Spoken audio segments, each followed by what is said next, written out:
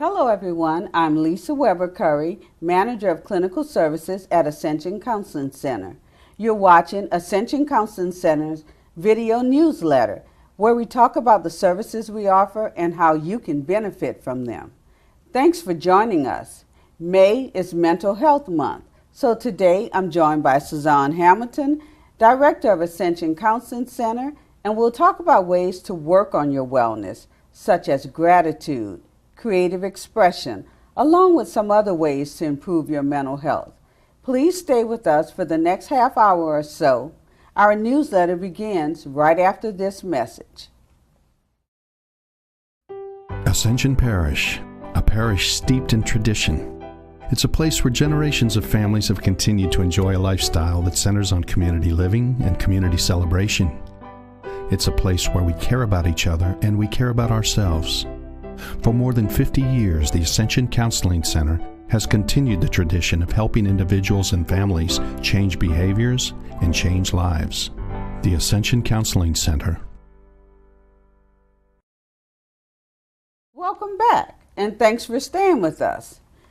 Hello, Suzanne. How are you? Hi, Lisa. I'm doing well. How are you? I am good. Good. So, May is Mental Health Month, but we know mental health is important all year long. So we're going to talk about mental health and how to have mental health wellness. Yes, and what we want to do today is talk with you about ways that you can have positive mental health. And what happens is that, you know, sometimes when people have anxiety or sadness or depression, they will choose some unhealthy ways of coping with it. So what we want to do is give you some healthy ways of coping with anything, sadness, depression, anxiety, panic, anything at all like that that you might have. We're going to give you some positive ways to handle that. And that will mean that people are not necessarily turning to smoking too much, drinking too much, spending too much, all of the negative behaviors that people do to try to make themselves feel better. Right. Okay, sounds good to me. So let's open up and give them ways they can make not only May, but all year round, their mental health a top priority and get well. Well, we already talked a little bit about gratitude. And gratitude is appreciating what you have, the people in your life, and all of the things that go on in your life. And so what we encourage people to do is write down 3 things that you're thankful for every day. And you'll notice a big difference. And so sometimes we look at our situation and we're dissatisfied with it. But if you can find one piece of it that you're thankful for, even that you got up that morning or that you had enough to eat or anything like that. Even if you have relatives who drive you crazy, that you have a family. So those are the kind of things that you want to be able to begin to keep track of. And as you begin to be grateful for what you have, you'll find that your mood lifts. And the other thing, the other piece of that is to keep track of your accomplishments. You can achieve a lot every day that you don't really realize. And sometimes we look at our lives and we feel a little bit down or disappointed that they haven't turned out a different way or some way that we thought. And so looking at the things that you've accomplished in your life, even on a daily basis, again, it could be getting up, it's having children, it's having a marriage, even if it's not exactly the way you want it, but being grateful for your spouse and your kids and knowing that you can move it forward, make changes, you know, and of course at Ascension Counseling Center we can help you do that. Definitely. Set some goals that you would like to achieve to make your life a little bit easier. Okay, because a lot of times we look at the overall picture of our day, and when you're looking at that and the overall theme is, I encountered this person, it was negative. I encountered that person, it was negative. I started this task and I was unable to finish it because somebody interrupted me. So you just see everything negative because you're thinking my overall theme was negative. But if you actually, at the end of the day, at night when you're before bed, you pull out that journal and you say, let me really review my day and see what I can be grateful for. Then you find little things that maybe in that interruption, somebody else came along afterwards and say, hey, I've already done that report for you, so you don't have to do it. Just little things to be grateful for. One of the things I look for every morning when I get up is we have birds in our backyard, and they're always chirping. So when I hear them, it's like a sign, today is going to be a great day. So I'm always grateful for that. So it's looking for the little things that will turn things around. Yeah, and you're absolutely right. You may have a task that didn't get completed, but you made 2 or 3 of the first initial steps. Exactly. Look at those as accomplishments and be grateful for that, and that will make a big difference. It does, and if you're doing this on a daily basis, you find yourself, instead of focusing on what negatively impacted my life today, you're starting to look for what positively impacted your life today. And it doesn't have to be any kind of formal thing. You could lay in bed in the morning when you wake up, and before you get up, you can list your things you're grateful for. And when you lay down in bed before you go to sleep, you can list the things that you accomplished. And so it can be very simply done. Right, yeah. You find a way to make it work for you so that you can recognize the good things in life. And I think after, living on this earth for a while, what I realize is when you're grateful, it opens the door for more good things to come into your life. Absolutely. Because your eyes are open to them, things you wouldn't see ordinarily. So I think gratitude is just a great key to living a better life and having wellness. So let's talk about some other things that can help us. All right, some other things are you can plan a little getaway for the summer.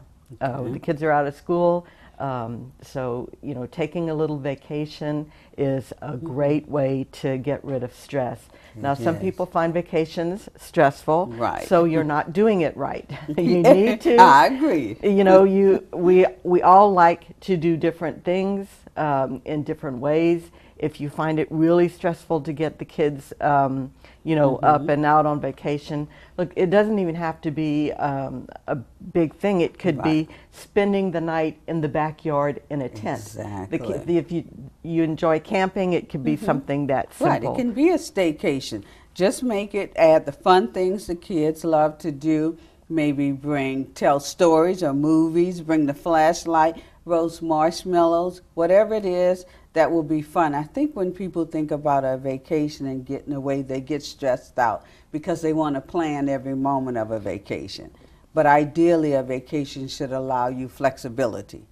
Go where you're going. If you feel like getting up that day and going on a tour or doing something, do that. If you want to just hang around and just enjoy the fact that you're on vacation, know that that's okay, because that helps your mental well-being overall. Yes, and if you plan some type of outing or some type of activity, then it gives you something to look forward to as well. So that helps your mood also. That anticipation of something fun will help lift a mood. Oftentimes that anticipation is greater than the vacation itself. Absolutely. Just the thought that I'm going to be getting away in a few days or a few weeks. So that's really great. And you also talk about working your strengths. Tell us what you mean by that. Yes, whenever we talking about things that you're good at and that build your confidence. And if you feel like you can't achieve much, then go take a step back and do the things that you can do, because we all have strengths and weaknesses. And again, if we focus on the negative, we'll be focusing on our weaknesses, and then we just feel bad about ourselves, and then we feel sad, and then that can lead to depression or anxiety. So looking at what your strengths are and doing those, and it could be activities, it could be reading, it could be playing, it could anything at all. Look at what your strengths are and achieve what you can, and then take the next step, because building on your strengths will help you set a foundation for greater and greater things. It really does. I think that's important. I think as you're saying that, I'm thinking of a concrete example to help people really get it. It's like even at work, if you have a task to do that's particularly challenging and you're questioning your abilities, whether or not you can get that task done, go back and complete the task you're really good at first. And I'm telling you, when you're done with it, you feel like, oh, I know I can get this next task done. I've completed this. I've been always good at doing this, so I can get the next thing done. And you attack the next task, and you get it done. And it's good for your self-esteem, which is good for your overall mental health wellness. Definitely, So yes. we encourage you to follow through on that and do the things that you can do that are your strengths, and then tackle the next. And thing. recognize they're your strengths, you know, and be grateful for those strengths. Give yourself credit for it. Exactly. I can do this well. How many people say that? You know, Exactly. I can do this well. Look in your mirror and say it, and you'll find a difference in your overall well-being. I totally agree. I think that's a wonderful idea. So you also talk about, think of something in your life you want to improve and figure out what you can do to take a step in the right direction to improve it. Yes, and that's if you're feeling down about yourself, or if you want to learn new skills. This is a great way to, again, improve your self-image and improve your self-confidence. And it kind of goes along with what we talked about, you building on your strengths, and then tackle something else, tackle something you've never done before. And it could be at work, it could be at home, it could be a craft, it could be cooking, it could be a lot of different things. Joining a club or a committee that you've never done before, that uses new skills that you've never used. So looking at the opportunities that are there and not saying, well, I've never done that, so I can't do it. Looking at those and saying, this is a new thing. I got these strengths. I'm going to be able to apply them here to this new setting, to this new task. Yeah, because if we think about it, everything that's new, somebody has to try it for the first time. So go out there, if that's what you're interested in, try it for the first time. Become more social and actively engaged in community events. Because I really love the quote you put here. You don't have to see the whole staircase, just take the first step. Yes. And I think that's so important, because when we think about change or improvement, we're trying to see the whole picture. And when we're trying to do that, we can't get a clear picture, we become fearful and we say, oh, I'm going to take a step back, I can't do that. But if we just see the first staircase and take that step, the first step on that staircase, we can make some progress. Yeah, and we often look at other people who are doing things well that we've never done before, and we don't take into account that they've had a lot of years and a lot of experience, and that other people have mentored them to get them to that point. So don't let that stop you from trying something new.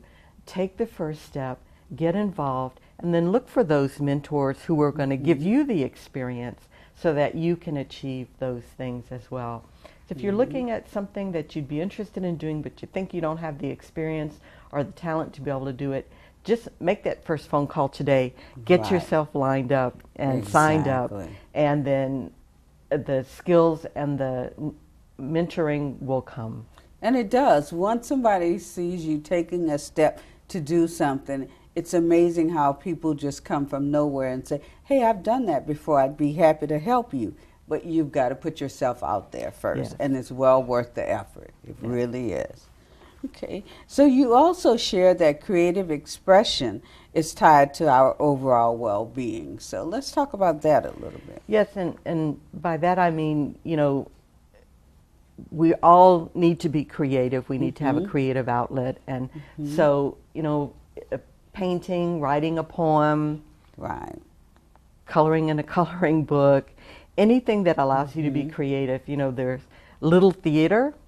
You know, there's a lot of different activities like that that will allow you to be expressive. It's expressive arts and creative arts. And those kind of things will help let your spirit or your soul soar. And so they're very important to be involved in creative activities where you can just express yourself any way that you want to. And that might even be gardening. Some people like to express, that's creative. Anything at all that's creative, where you create something and then you have something concrete that you look at and you say, I did this. And you can feel proud of it. Definitely. It makes me think about the plant you gave me years ago, and I still have the plant, and every time somebody comes in my office, they talk about how big it is. But that's my creative expression. I take care of it. I literally talk to the plant. I said to a counselor yesterday, you're leaning on one of its leaves. Please move your arm, because that's my creative expression. So I think that's so important, and it does help us to feel good about ourselves. It does. And you might be trying new recipes at home, or you might be trying new decorations at home, being creative, or painting or something like that, painting the walls, painting the trim, doing something at home that makes you feel creative. And if you're a stay-at-home person, then you want to express your creativity in your surroundings, because that's going to nurture you more than just a sterile environment. Exactly. Yeah, you want it to be an expression of yourself. I remember Oprah once said, when you walk in your home, it should welcome you in. Yes. So make it creative based on your experience and your needs, and let it welcome you in. It really does make you feel better. So I think that's really great. Okay, and so you also say sometimes we don't need to add new activities to get more pleasure. We just need to find the joy in the things we already have and are already doing. Yes, and it kind of goes along with having gratitude for the things that you do. And so being able to look at the things that give you pleasure in what you're already doing. And so, maybe at work, what are the things that you enjoy? I enjoy creating programs, and so I have a tendency to want to do that, and I might enjoy that. I have a difficult phone call to make when I get back. Somebody has a complaint, I have to get back with them. I don't enjoy that, but I'm going to enjoy being able to respond to somebody and hopefully try to make a difference. Even if it doesn't satisfy them, I will enjoy that piece of it, that we are responsive to people's needs. And that, so just looking at whatever you're doing, find the joy within it, something that can give you satisfaction, even if it's a difficult task. Right, because oftentimes it's just that you completed that difficult task can give you some joy.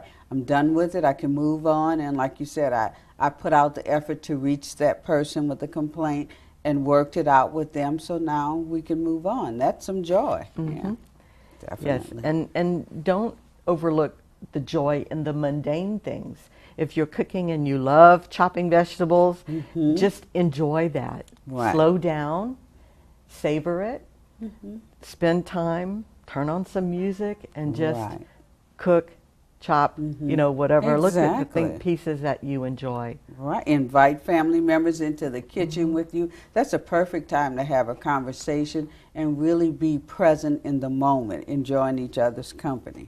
So yeah, I think that being present in the moment is exactly the key to most of the things that we're talking about, where that, it's not just a task that we do mindlessly and we accomplish. It's a process that we go through, and we want to be able to get the joy out of all of our daily tasks that we do.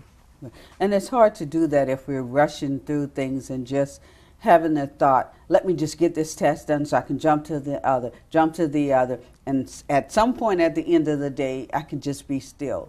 It is being fully present in each task that we're going to find some pleasure and joy.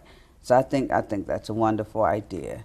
Yeah, if I'm cleaning my house or if I'm cooking, I'll say, honey, I need some tunes. I got to turn on some music and enjoy it, and maybe I'll dance with the cat or something like that, while I'm doing it. So we just need to find ways to find some pleasure in all of the tasks that we do, whether they're big or small. Right, and which leads to your next idea of channeling your inner child, dancing with the cat, dancing with your spouse, dancing with yourself, just enjoying it. That's a part of channeling your inner child. Yeah, and remember all the things we used to do when we were children. We used to play. And so you can still do that. You can play kids' board games and card games. You can color in coloring books. You can play outside. You can swim if you have a pool outside. All of the things that we used to do as children, remember all those things that you used to enjoy and play. Play with your kids. Play with your spouse. Play even if there's nobody else there. Right, just play. And you talk about coloring. I don't know how many people are aware, but there are now adult coloring books. And we can use them in therapy, but you don't need to be in therapy to use them. You can purchase them at Amazon, and you get them, and they're beautiful coloring books. And I know as a kid I loved coloring because I was always great at coloring in the lines. So you can sit there and just let time go by coloring and creating your own masterpiece. And then you can take it and frame it. Or you can just put it away, but it's the satisfaction that you got to play and let your inner child out. So. Yeah, and it's important to do that every day if possible. It's going to help get rid of the stress that you have if you can just get mindless and play. Exactly. Yeah. Let play take over. Let everything else drift away. Drift away. Right. Take time to laugh. Well, I think that's really important. We need to laugh every day, and if that's with getting with friends who make us laugh or watching something funny on TV, we need to laugh every day. We do, and there's usually something funny on TV, or if you have a friend that tells really funny jokes, or if something funny just happens, allow yourself to laugh. Don't restrain it. Laugh from the gut. Let it all out. Yes. Yeah. And YouTube is a good place to go for that. There are a lot of funny videos on there, you know. So trying to spend some time laughing and just relaxing is very important to your emotional well-being. It really is. It just makes you feel better. And when you're fully engaged in laughter, you don't have time to think about the stress and the anxiety. You're right there in the moment having a good time, and when you're done, you're like, okay, what was I mad about? You really can't remember anymore. That's right. Yeah, so it's really important. And one of the things that we oftentimes don't do, especially with all the outlets to stay in contact with people, social media, cell phones go where we go. So we're always sometimes connected to jobs and to stressful events. But you say it's important to get away from that, go off the grid. I think it is important to do that sometimes, maybe not all day, but to not be instantly available to everybody through all of these different means. And, you know, sometimes I just don't want to answer my phone, so I don't answer it. Right. But then there are some people that immediately they'll call my husband, you know, because we don't have a house phone, we just both have cell phones. And so, but sometimes we just need to unplug and not be instantly available to everybody and everybody who needs things. That's why they make voicemail. That's why they have caller ID, so that we can give ourselves permission to not be plugged in to everybody anymore. And sometimes you just want to have some time alone to nurture yourselves. Don't take the phone into the bathroom where you're going to take a long, warm, relaxing bath. Don't take it when you go shopping, when you're trying to accomplish a task. That may not be about relaxation, but it keeps interrupting you. Right. And it leaves you frustrated because you can't get done the things you want to do at hand because you're constantly answering your phone. On the phone. And I had a friend, and people would call her all hours of the day and night. She'd get calls at 11, at 12. And I thought, you know, you need to cut that off. You need to have some, not be instantly available 24/7 to everybody who has access to a phone. And I tell people, if you call me before 9 a.m. or after 9 p.m., I'm going to pretend I don't even know you, you know. So I don't want to get calls, you know, when the family is settling down and I'm trying to get ready for bed and we're trying to get everything locked down for the night, you know. It's important. We need that time to restore. Everybody needs that restorative time every day, not just maybe a Sunday afternoon. This is every day. You need to take minutes out of your day to restore. Go off the grid. One of the things I used to tell parents when my kids were younger in school and they would call and say, why aren't you answering your phone? My voicemail said from 5:30 to 8:30 p.m. is family time. I will not be answering the phone at that time. If it's an emergency, please leave a message and I'll call you back. But otherwise, I will not be answering the phone during those times because that's the time you're trying to settle in with your kids and get things done. But if you've got the phone on one ear, kids screaming on another, That's dinner on right. the stove, you're frustrated. Yes. And whatever you're giving to others, it will not be good. So it's Yes. better to take that time to restore yourself. And that's a great idea. Just put it on your voicemail about when you're not available and Yes. why. And if people don't understand it, then they're not helpful people in your Right. life. They're not safe people. Exactly. The people who truly love you and respect you will respect those limits that you place. Exactly, yeah. It's the boundaries. We've talked about time and time again. It's so important to set those boundaries so that we can take care of ourselves. So, yeah, that's really good. And we kind of talked about this one, too, a little, Suzanne. Dancing around while you're doing housework.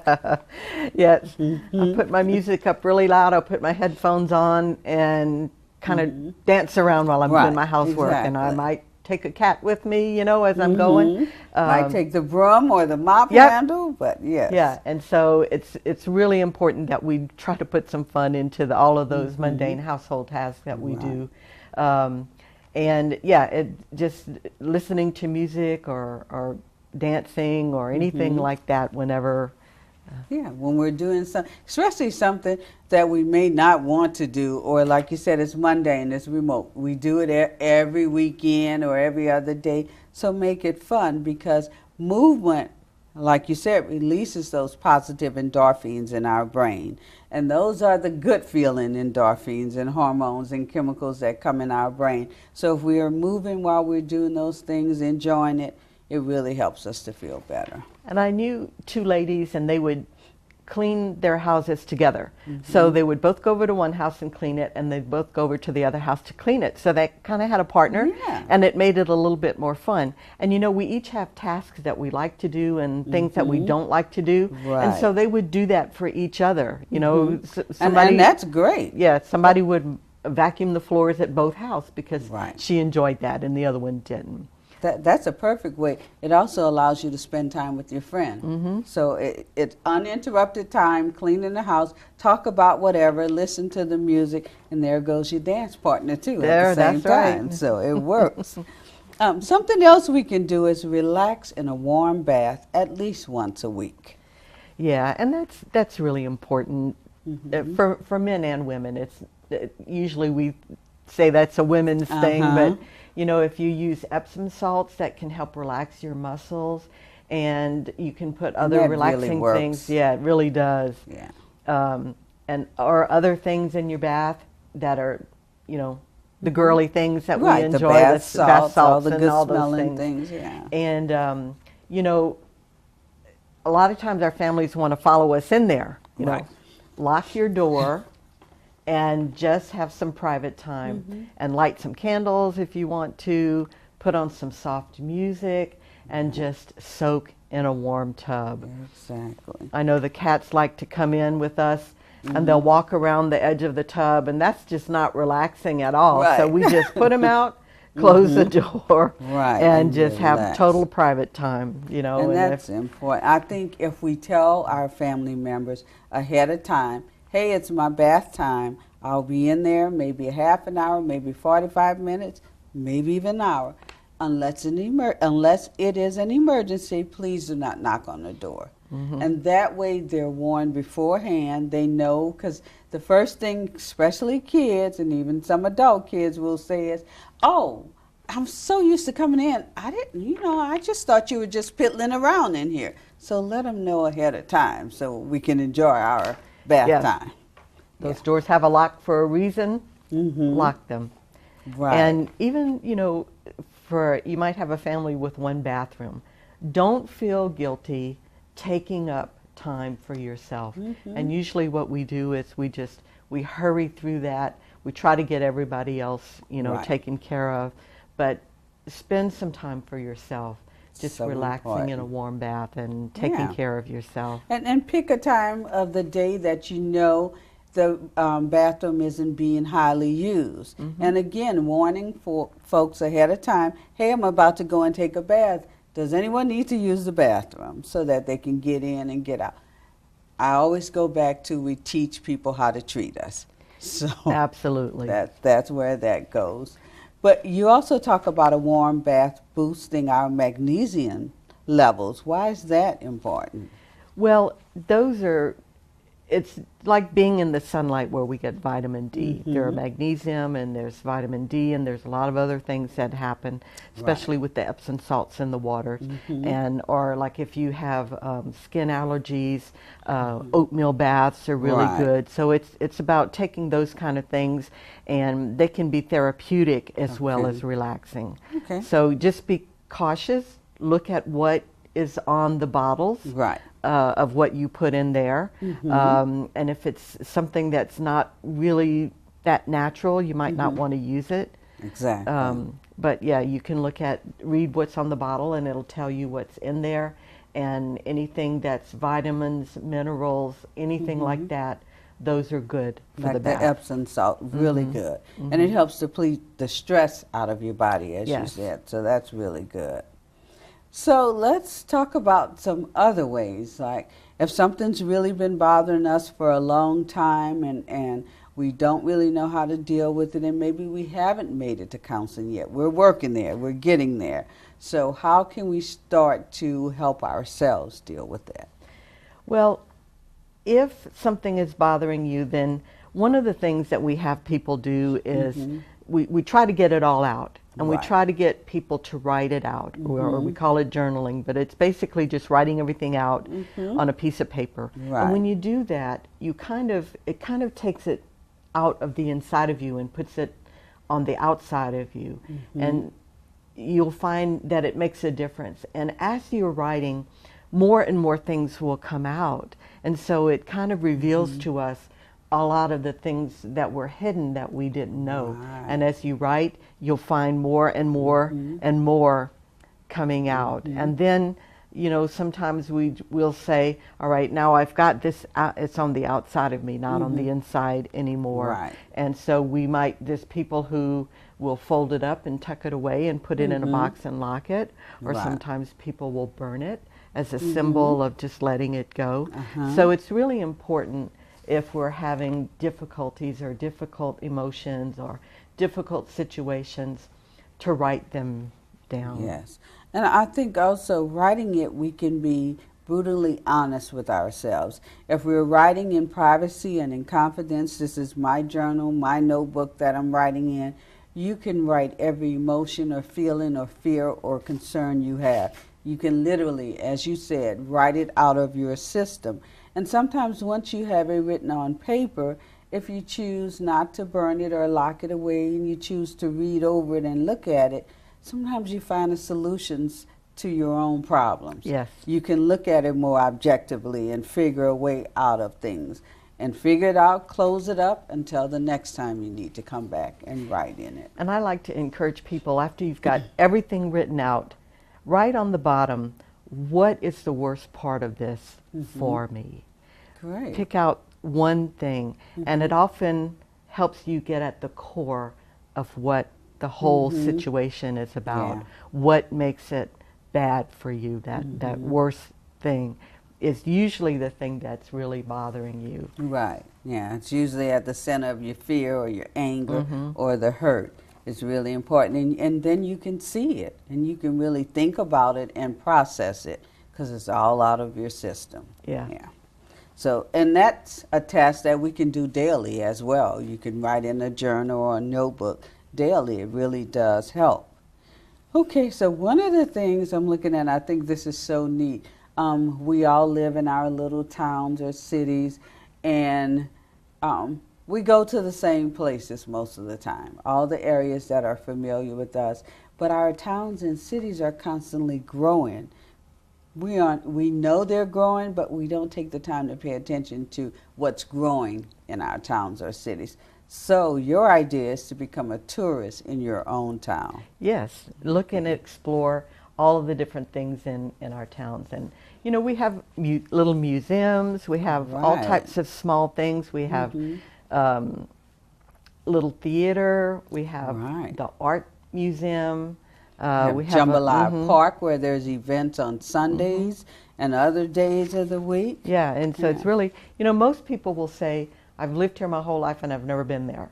In fact, I knew somebody who lived in Washington, D.C., and he's all his life, and he said, I've never been to one of the monuments. Oh, my goodness. And so we don't become a tourist in our own town. And so even in Donaldsonville, the architecture there is so beautiful. And even on some of the buildings that are in disrepair and are vacant, when you look at them closely, the architecture the detail is exquisite.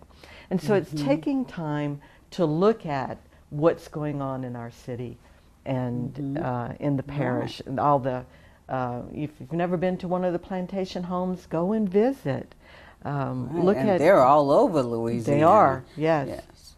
Yeah. And a lot of, you can take a day trip to any Baton Rouge, New Orleans, Lafayette, San Francisville. Right. All of those have festivals and things that we can do that don't cost us anything except a tank of gas. And one day of your time to do those and to be a tourist in your own town. And a lot of areas, like recently I'm paying more attention downtown in Baton Rouge. They have created so many things. So I've said to myself, okay, one weekend I'm going to go and explore downtown. But I think you can find so many things, because sometimes we get stuck and say, my town is so boring. It's so boring. I just need something to do. Get out and explore it. Yes. And take a friend while you're at it. Yeah, take somebody, take the kids, take the family. It's something that you can do with other people as well as by yourself. Definitely. And then when you see it, you enjoy it, come back and let other people know what's out there, because there really are a lot of things going on in our town. So yes. And then take your camera, take your phone, and take pictures. Yeah. And everybody has access to a camera now. Everybody does. You've got a smartphone, you've got a camera. And they're really good at taking pictures too. I'm not so good at them, but the phone is. So that's a good thing. Finally, we'll wrap up with talking about something that's equally as important as everything we've talked about today, and that is practicing forgiveness.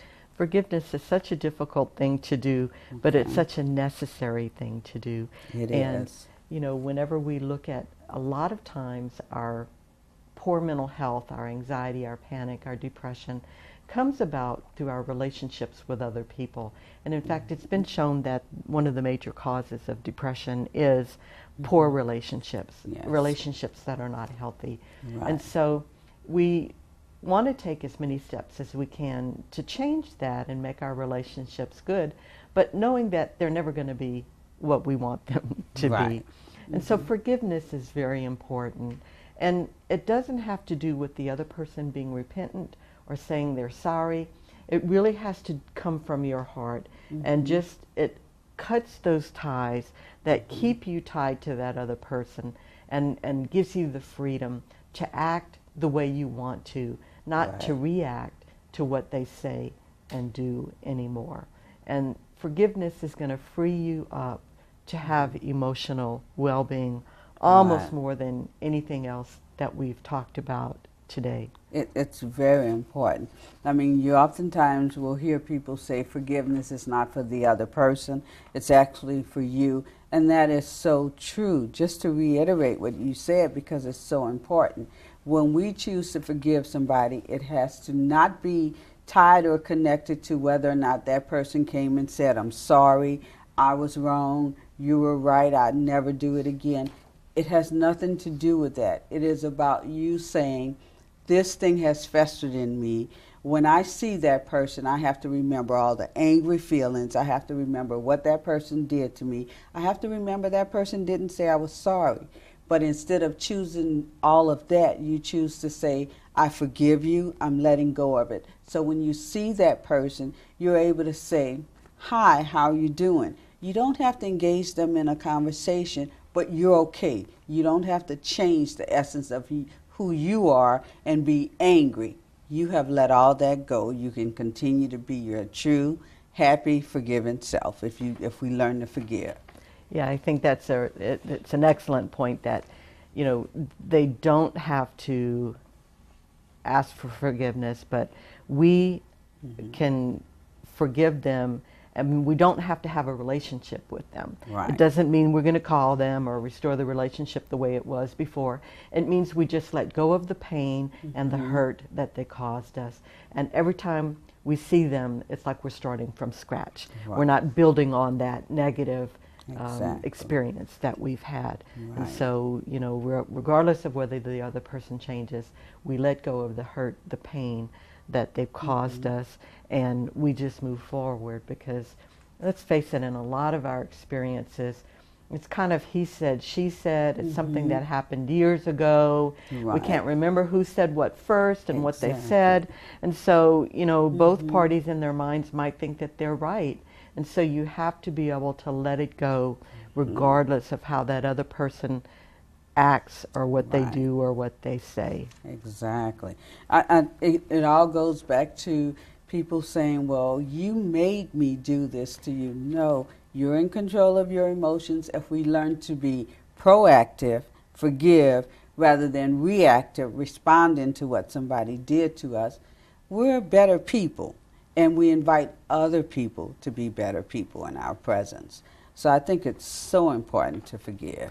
And, if you have a relationship where there's unforgiveness, every holiday is going to be miserable. Not just for you and the person, but For all everybody. the people around Yes. you. Yeah. And so every time you're going to see that person, you begin to experience this feeling of dread and what's going to happen. Yes. And so all of that disappears Right. when you forgive. Exactly. And you don't have to explain to anyone else your decision to forgive. That it's about you and how you want to feel going forward. Forgive and keep moving forward with your life. Yeah, it doesn't have to Yeah. make sense to anybody but you. And once you decide, don't let other people influence you. Other people are going to continue to bring this up, what they did, what they Right. said, why they won't forgive. And that's okay. They have to walk that journey for themselves. Exactly. But you'll notice they have a lot more stress.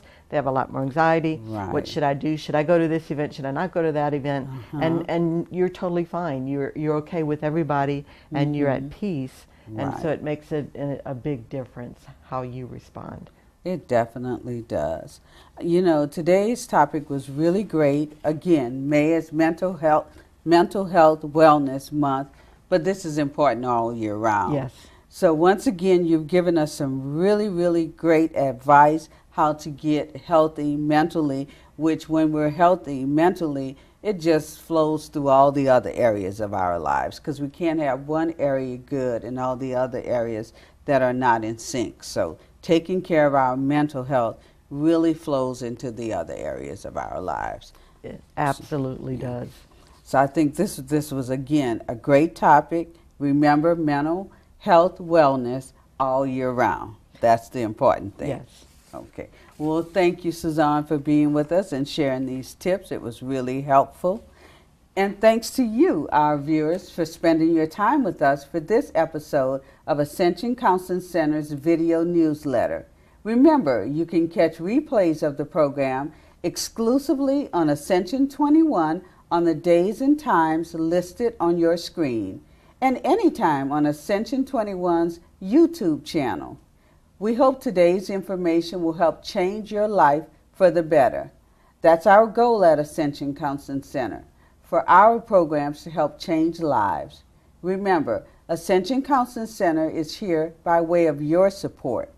We're funded by a 2-mil property tax millage, which means that $2 from every $1,000 you pay in taxes goes to support our agency so we can provide free and low-cost mental health and substance abuse outpatient services to residents of Ascension. We're located in Gonzales at 1112 Southeast Ascension Complex Boulevard, off Worthy Road and across from the courthouse and next to the health unit. You can reach us by calling 225-450-1016. You can also find us on the web at ascensionparish.net/MH and on Facebook at Ascension Counseling Center. You can also hear us on KKAY AM 1590 every Tuesday from 10 to 10:30 a.m. Thanks for your support, and until next time, from everyone at Ascension Counseling Center, thank you for watching.